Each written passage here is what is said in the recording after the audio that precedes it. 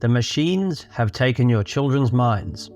Your children may spend several minutes or several hours each day in your company, but it is almost certain that teams of psychologists and marketers are spending many hours alone with your child's undeveloped mind, spiking your child's dopamine, examining what images your child clicks on, measuring the response time between each image that flashes onto your child's computer screen and your child striking a button or moving a mouse.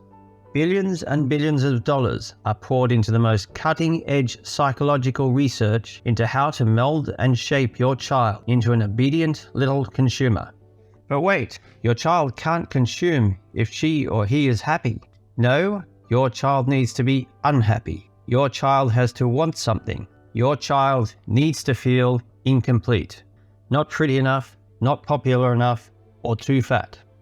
Fortunately, the world's smartest machine learning algorithms are right there in your child's mind. Testing, probing, checking, measuring.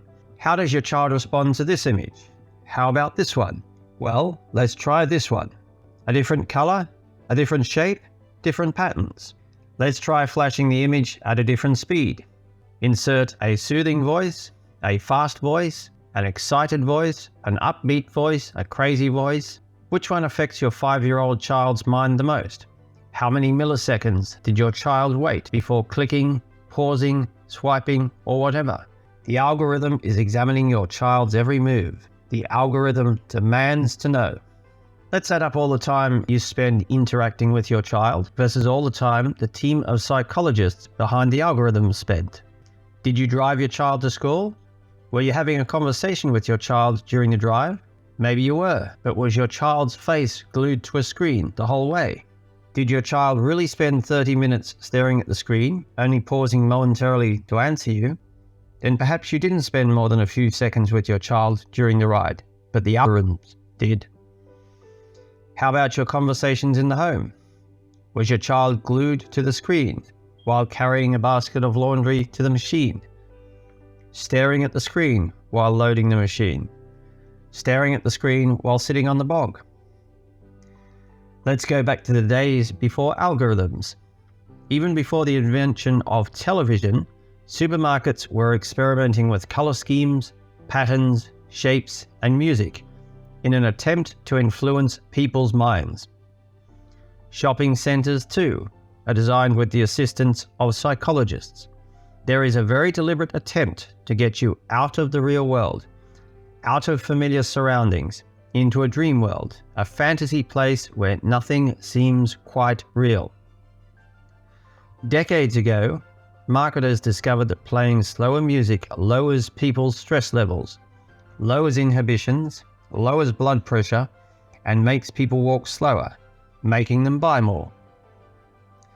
But all this research is absolutely prehistoric compared to the algorithms of a decade ago. And those algorithms are primitive compared to today's algorithms. Imagine how brilliant they'll be in a few years' time. It boggles the mind. Let's recap, shall we? In order to turn your child into a consumer, they need to lower your child's self-esteem. How do they do that? Well, they find out what your child likes, what your child responds to, and what your child ignores. Every child has hidden needs, and marketers are ready to fill them. Does your child feel not pretty enough?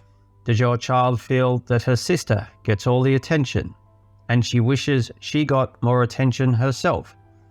The algorithm is setting up games and stories. Here's a child who feels eclipsed by her sister. Did your child respond to that? No? Okay, how about this character? A little girl who wishes she were as pretty as her friend. Does your child respond to that? Alrighty, let's introduce a child who is very shy, but who can transform into a super confident alter ego. Does your child respond to that? The algorithm probes, tests, tweaks, adjusts, modifies. Your child must feel insecure about something, and by Jove, that mighty algorithm is going to find out. The more the algorithm can lower your child's self-esteem, the more your child will pester you to buy. They will use the world's sharpest psychology to manipulate that little mind deeper and deeper into depression. So your child becomes more and more depressed and more vulnerable. Ideally, the algorithm wants to push your child right to the point of suicide. That's the point at which your child will push you to buy the most. You, as a parent, will see how distressed your child is and will relent into buying.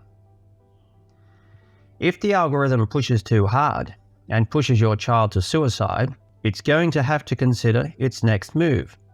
A dead child means no more sales. But perhaps your child has a sister. The algorithm already knows through questions and answer surveys and quizzes. So now the algorithm can target your child's sister. It knows she's grieving, so it just has to slightly reset itself and not push quite as hard. 2 dead children in the same family would be a considerable loss of income. Ladies and gentlemen, we are in a war for our children's minds, and we are losing.